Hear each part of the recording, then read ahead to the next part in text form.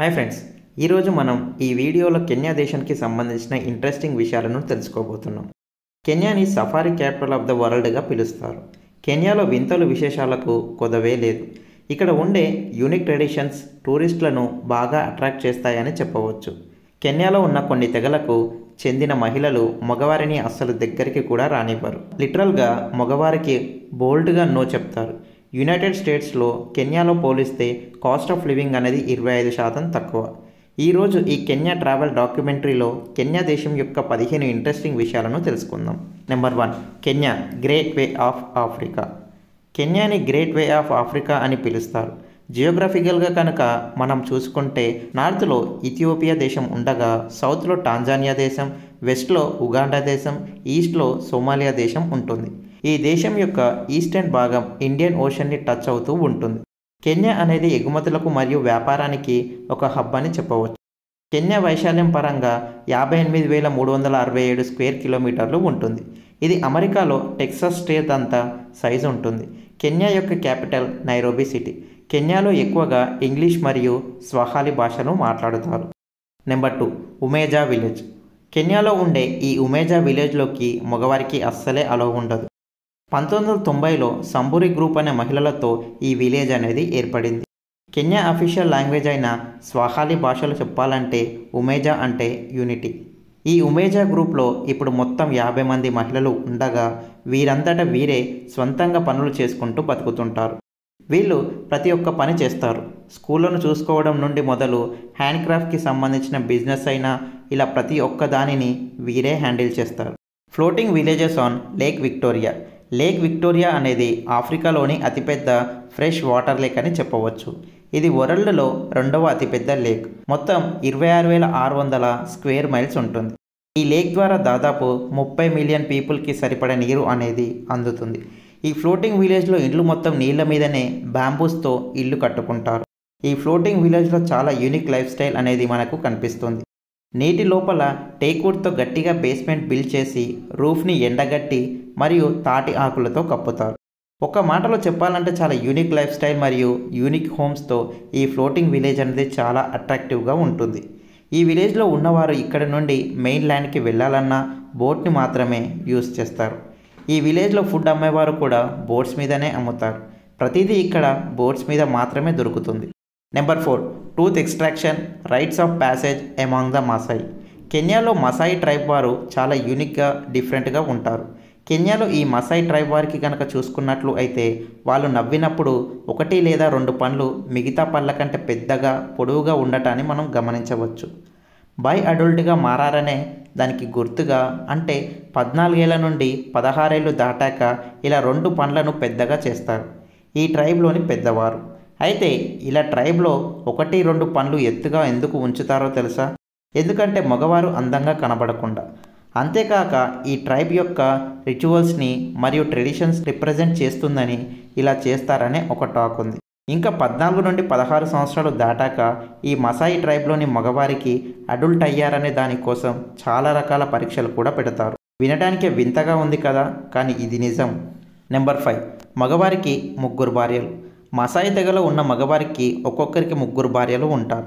ఆ ఒక్కడే 3 భార్యలకు A to Z చూసుకోవాల్సి ఉంటుంది. ఇంకా కావాలంటే ఎక్కువ మందిని కూడా చేసుకోవచ్చు. అది అతని వద్ద ఉన్న డబ్బును బట్టి డిపెండ్ అయి ఉంటుంది.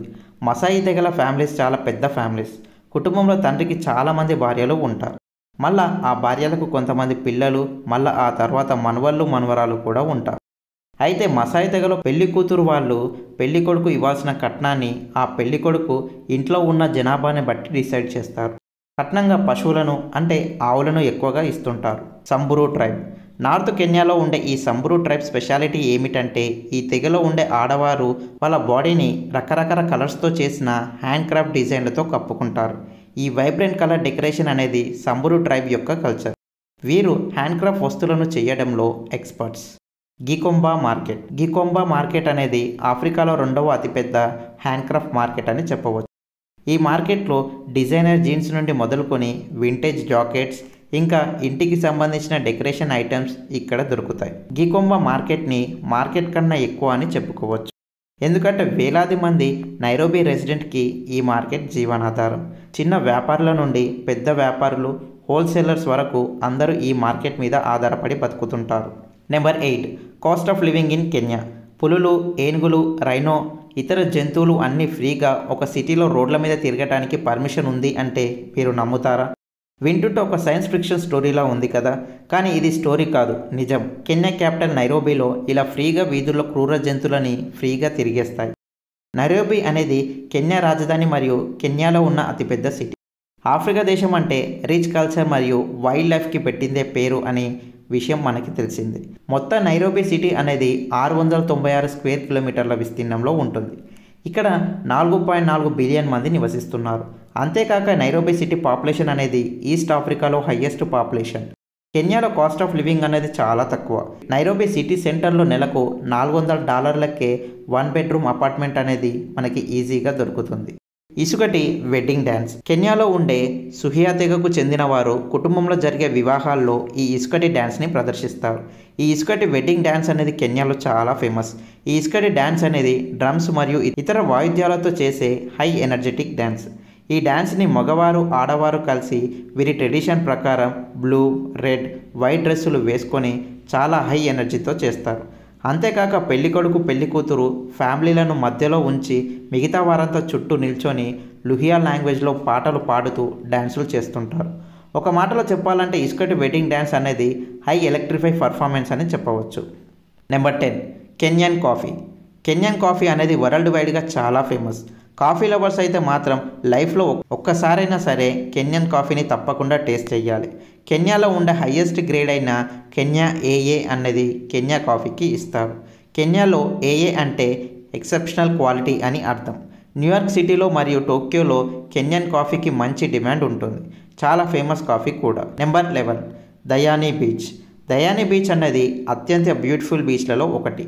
ఈ బీచ్లో వైట్ శాండ్ ఉంటుంది. దీంతో ఈ బీచ్లో ఒక 10 మైళ్ళు గనక నడిస్తే కాలుకు మొత్తం వైట్ శాండ్ అంటుకుంటుంది. దీంతో మనకు చాలా ఫన్నీగా అనిపిస్తుంది.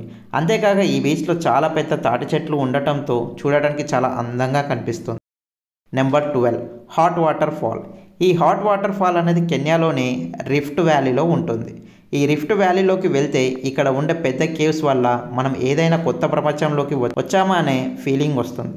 ఆశ్చర్యం కలిగించే విషయం ఏమిటంటే ఈ రిఫ్ట్ వ్యాలీలో ఒక హాట్ వాటర్ ఫాల్ని మనం చూడవచ్చు. ఏంటి, వాటర్ ఫాల్లో వాటర్ చల్లగా ఉంటుంది కదా, వేడిగా ఉండటం ఏంది అని మీకు అనిపిస్తుంది కదా. అవును, అందుకే ఈ వాటర్ ఫాల్ అనేది కెన్యాలో చాలా ఫేమస్. నెంబర్ 13, ఫ్లెమింగో పక్షులు. కెన్యాలో ఉండే నకురు లేక్ వద్ద ఫ్లెమింగో పక్షులు ఎక్కువగా ఉంటాయి. ప్రపంచంలో ఉండే ఫ్లెమింగో పక్షుల్లో 90% ఫ్లెమింగో పక్షులు ఈ నది ఒడ్డునే మనకు కనిపిస్తాయి. ఫ్లెమింగో పక్షులకు ఈ నకురు లేక్ అనేది హాట్స్పాట్ జోన్ అని చెప్పవచ్చు. Number 14, festivals. ప్రతి సంవత్సరం కెన్యాలో ఉండే చిన్న సిటీ అయిన మరలాల్లో ఒంటెల రేసింగ్ ఫెస్టివల్ అనేది జరుగుతాయి. ఈ ఒంటెల రేసింగ్ అనేది కెన్యా యొక్క కల్చర్ అని సూచిస్తుంది. ఈ ఒంటెల రేసింగ్ని చూడడానికి వరల్డ్ వైడ్గా హాజరవుతారు. Number 15, food in Kenya. కెన్యాలో ఫేమస్ ఫుడ్ పేరు ఉగాలి. కెన్యాలో ఏ 2 ఫ్యామిలీస్ ఒక దగ్గర కలిసినా చేసుకునే ఫస్ట్ ఫుడ్ ఉగాలి మాత్రమే. కొన్ని అకేషన్స్లో బీఫ్ రోస్ట్, గ్రిల్డ్ చికెన్ లాంటి ఫుడ్ని కూడా కెన్యాలో చాలా ఫేమస్. ఇవి కెన్యా దేశం గురించి ఇంట్రెస్టింగ్ విషయాలు. మరి కెన్యా దేశం గురించి మీకు ఏమనిపించింది? మీ అభిప్రాయాన్ని కామెంట్ బాక్స్లో తెలియజేయండి.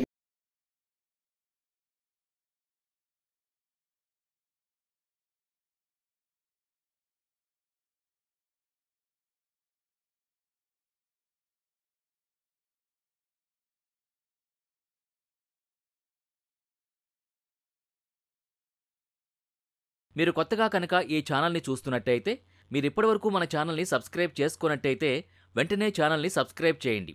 వెంటనే వీడియోని లైక్ చేసి షేర్ చేయండి. బెల్ ఐకాన్ని క్లిక్ చేయండి.